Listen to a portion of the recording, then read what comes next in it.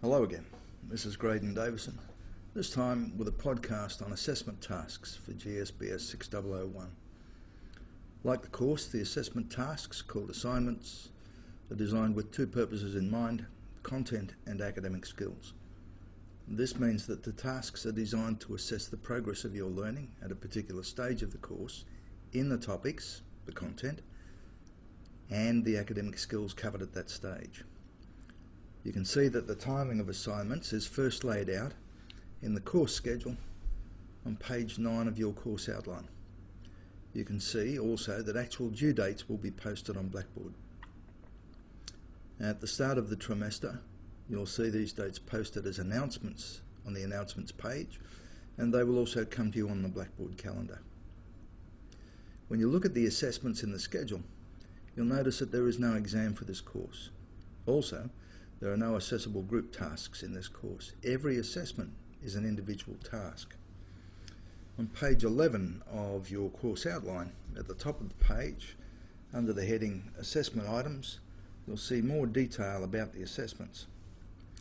You can see what each is called, the learning outcomes it is addressing, the weighting, that is the total marks that are available for each task, when it is due, how it should be submitted, and whether or not you will have the task returned. Under this table you can see the specification for the assignment format.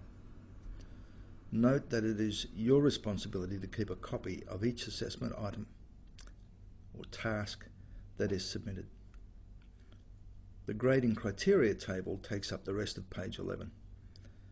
Marks are given for each assessment, but grades are only given for the final result for a course. You can see in this table the ranges of marks for which particular grades are given, as well as a long description of each grade.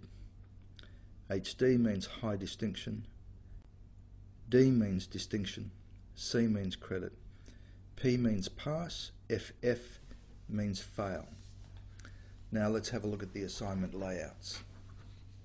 We'll look at assignment 1 first, the observation review, on page 12 of your course outline. Here you'll see a table form common to all three assignments. All of the information about the assignment is contained on the page. The weighting, when it's due, expected student output, learning outcomes related to the task. And under the assignment specification table is a table containing the basic assessment criteria. These criteria will become the standards for a marking rubric, that is a performance standard, against which you'll be marked, that will be available to you on Blackboard. The really important part of the assignment specification table is the description of the assignment task, marked here in red. Before you even start to think about undertaking the assignment, or any assignment, understand the task description. You can see that the task description contains one or more instructions, and the closer you can follow these instructions, the better your chance of performing well in the assignment and the lower your chance of performing poorly. So let's have a look at assignment 1 in more detail. Assignment 1 is an observation review in which you are required to write a maximum of 1,500 words. This assignment is designed to have you understand and use 3 different styles of writing: summary writing, critical writing, and reflective writing. In the first 4 modules of this course you will find academic literacy materials, demonstrations and examples that will help you to understand and practice the 3 different styles. Also, if you go to the Blackboard menu on the left of your Blackboard screen and look under the Tools section, you'll see the student manual. The manual can also help you understand the requirements of the 3 different writing styles. It's a searchable PDF document, so if you can't find anything in the index listing, just use Ctrl F to find it in the text.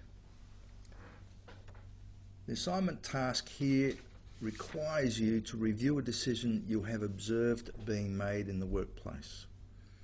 If you do not have enough workplace experience to be able to do this, then choose a decision you have observed somewhere else. The key here, notice the bold type for emphasis, is that whichever decision you choose, It should be one you have observed, not one you were involved in. Having chosen a decision to work with, in fact you might choose several and see which works best for the assignment, you are required to do 3 things. The first is summarise your observation in no more than 300 words. In your summary, you'll have to include, at the least, the topic specified, what decision was made, who made the decision, what factors influenced the decision, and remember here that you can only describe the factors you know about. Don't presume or invent factors. And what was the outcome of the decision. The second task you have in this assignment is to use the theory of bounded rationality to explain the decision-making process in this situation in no more than 700 words. In this part of the assignment, you demonstrate analytical and critical writing skill. Now, for you to successfully undertake this part of the assignment, you must be sure that you have chosen a decision that you can apply the theory of bounded rationality to. There's no point choosing a decision to write about if you can't apply the theory of bounded rationality to it. So, you need to understand the theory before you choose which decision to work with. Your third task is to explain what decision you would have made in this situation. Use the theory of bounded rationality to reflect on your reasons for making the decision that way in no more than 500 words. In this part of the assignment, you will demonstrate your reflective writing skills. And what you're being required to do here is to reflect on or think about the decision that you've now written about in summary and analytically, and describe how and why you would make the decision different. Again though, you have to use the theory of bounded rationality as a framework for your writing. Again then, you need to understand the theory before you undertake the assignment. So in summary, for assignment 1, you have to write in 3 different styles and use the theory of bounded rationality as a framework for 2 parts of that assignment. On the plus side, the theory of bounded rationality is not difficult to understand. You'll find that most of you will be quite familiar with the concepts it contains, and you'll have experienced its effects on many occasions, especially if you're a decision maker. Remember that you can post questions about assessments on the discussion boards. Now let's look at assignment 2, an individual case study analysis, which is on page 13 of your course outline. You can see the same layout as assignment 1, weighting, due, expected student output, learning outcomes related to the task. And under the assignment specification, there's the basic assessment criteria that will become standards for a marking rubric that you'll be able to see on Blackboard. Now look at the description of the assignment task. You'll see that in this assignment you are required to choose one of 3 case studies that I will supply. These case studies will be available to you after the submission date for assignment 1.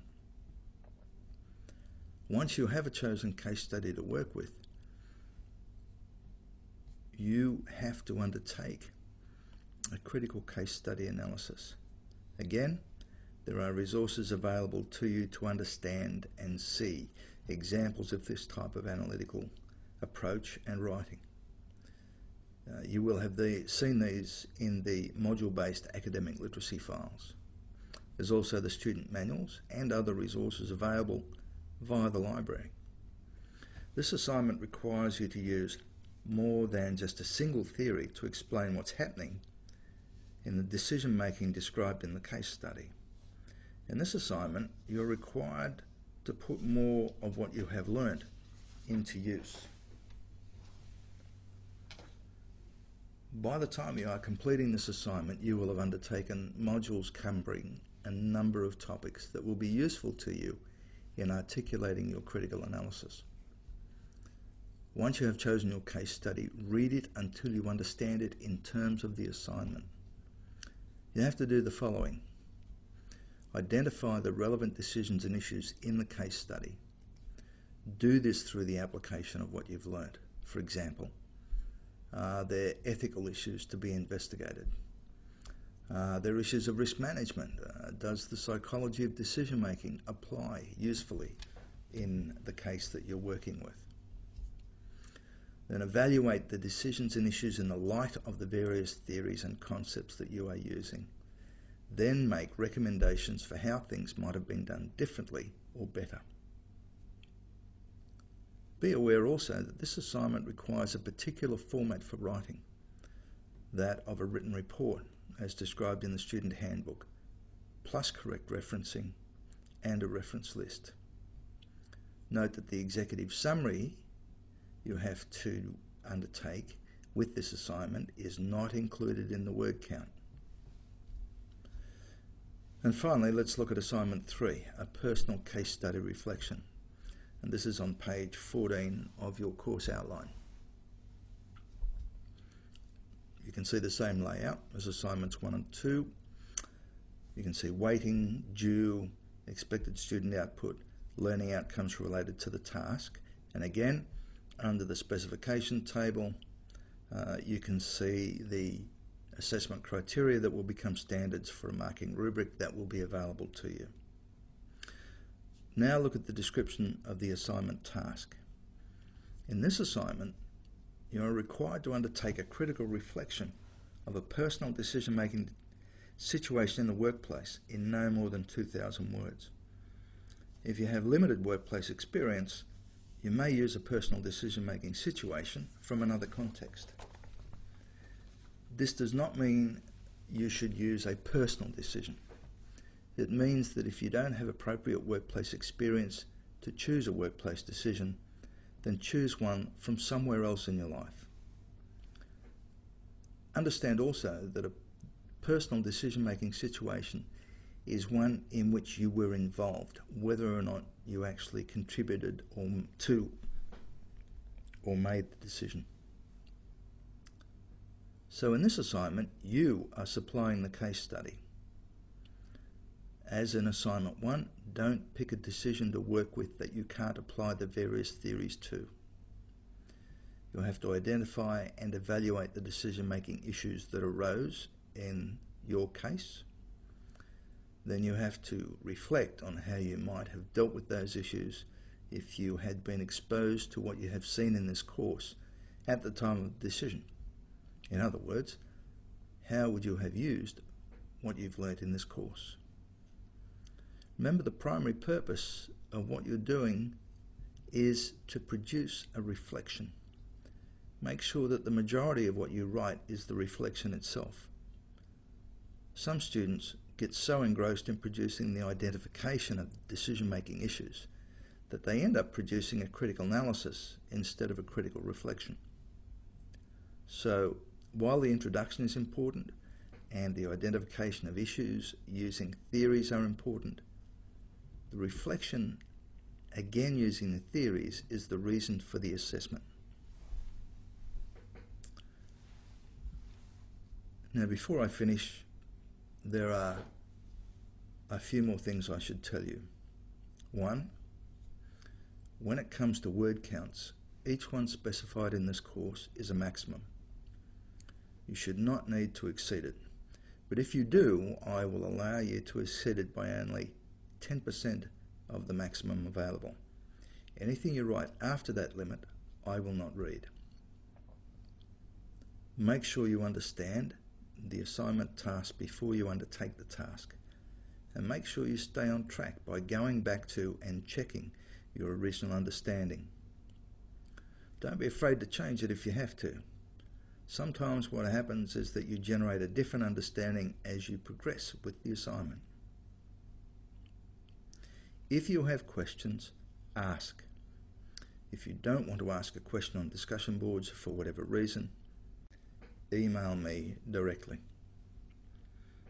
And lastly, your job as the author is to lead the reader.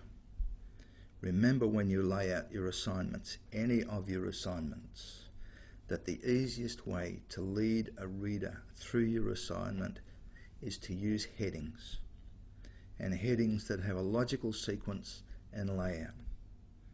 By all means, use subheadings if you think it helps or if you think it necessary.